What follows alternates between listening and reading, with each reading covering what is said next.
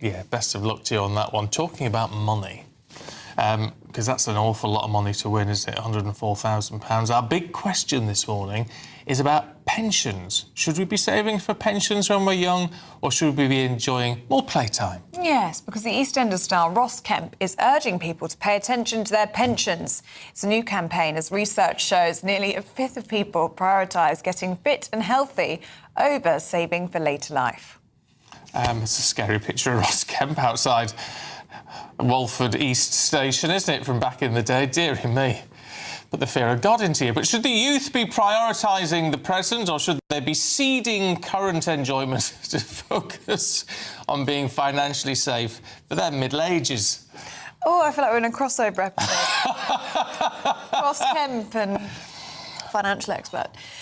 Joining us to discuss this is political commentator for Young Voices UK, Jack Rowlett, and head teacher Christine Cunniff. Morning to you both. Jack, let's start with you. Should young people be prioritising their pension pot, or should they be out having fun and paying for experiences instead?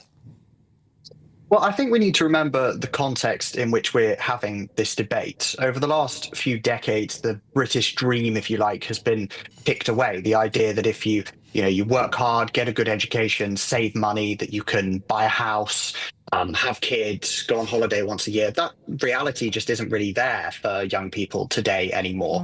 The average house costs 9 times the average income. The average private renter spends 40% of their income supporting a landlord. So I think the context for this is that young people are looking at that world and thinking, well, if I save all my money, I'm probably not going to be able to see those benefits anyway, so I might as well live for today. And I think it's also important to remember that a lot of the things that young people are sort of accused of being profligate in spending their money on, these sort of so-called luxuries, actually just don't fit that category anymore. You look at consumer electronics, for example, they've fallen in cost by about 80% over the last 30 years. Clothing is down by 40% in real terms, and toys and hobby goods by about 30%. So I think we live in an economy now where the essentials are increasingly expensive and unobtainable, but luxuries and the things that, might have once been seen to represent the sort of good life are increasingly cheap. Right, but that's basically saying, Jack, isn't it? Well, we can't afford what we want, which is a house, so we're not even going to bother to try to save for that. We're going to spend our money and not worry about the fact we're going to be living in poverty when we're older. I mean, it has no common sense to it whatsoever. Well, I think the thing is that young people are looking at the current system and thinking, well, even if I do save all my money, I'm still not going to be able to afford a house. So what's the point in trying? But you might have a happy and retirement. When you look at how profligate the state is being at the moment, national debt is at nearly 100% of GDP. We're not building anywhere near enough houses. We're not building anywhere near enough energy infrastructure, and we're importing hundreds of thousands of people every year. So the situation is just going to get worse and worse and worse. You might as well enjoy some of your life by spending your money today and having a good time, rather than putting it all to one side, not being able to afford those benefits in the future, and living your entire life in misery. Christine, what do you think? Oh, well, to start with, I've got 3 kids in their 20s, so I completely get where this argument is. But I can tell you, as somebody approaching a certain age, the retirement is probably looming in a couple of years, and you have to prepare for it. No matter what your age, you have to prepare, because society doesn't owe you anything, and you're going to be wanting money to live when you're older. You can live and enjoy your life. You can have a gym membership, or you can go out for a run and do some sit-ups and press-ups in your living room. You don't have to have expensive gym memberships. You can enjoy your life. I enjoyed my life, and I probably didn't start planning as early as I should have done, because we're not teaching children either about this in school. So we should be teaching them about pensions, and that even by putting a little bit away and investing that through your life, you would probably hardly notice it at your age. But by the time you're mine, you will.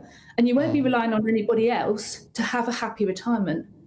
I don't know about you, Christine. I certainly get the impression that people, especially when they're starting out in a career or approaching a career, they don't realise that actually not that very long, in 30 years, they'll be thinking, when can I stop working?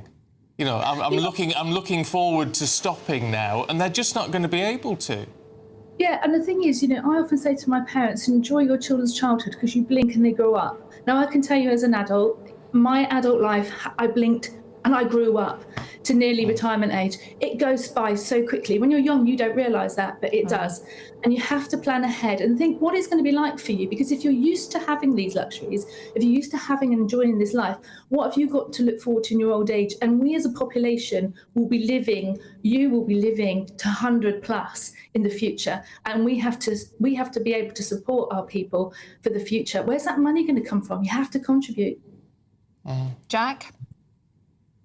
Well, young people contribute an enormous amount in tax. They're graduating and working in an economy where the tax burden has never been higher. Yeah, but So that they are doesn't. Forgive me, Jack. Forgive me, Jack. But that doesn't pay for your pension. I mean, state pensions aren't going to be around for much longer. That's pretty clear. You're going to have to invest in a private pension. Forget about your tax.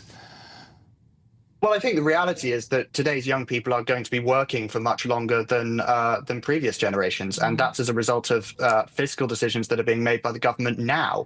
They are jacking up the national debt to pay for the consequences of importing hundreds of thousands of people, not building enough, and spending a huge amount on benefits for pensioners today. And it's young people who are going to be saddled with that debt for life.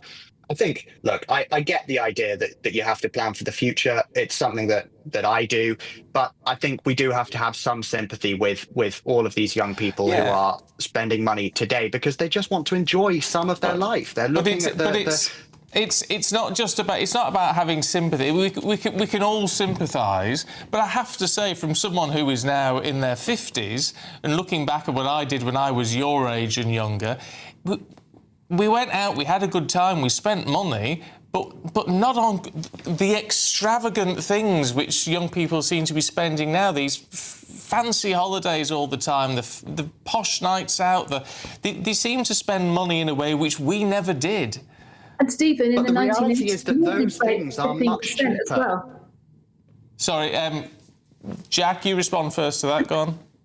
So I was just going to say that those things that you mentioned, those are much cheaper than they used to be. So actually, as a proportion of average income, young people today don't spend much more on those luxuries than previous generations did. It's just that those things have come down in price so much over the last 30 to 40 years. Christine, last word to you. I just remember the 80s when my parents were paying 15% on their mortgage. We had happy lives and we had things that we wanted and it didn't have to cost a lot. But the one thing my parents instilled and I instilled in my own children is put some away because one day you'll want something like that camper van we've just seen and go and enjoy your life. Yeah. Good point. All right, you two, appreciate that. Thank you very much indeed.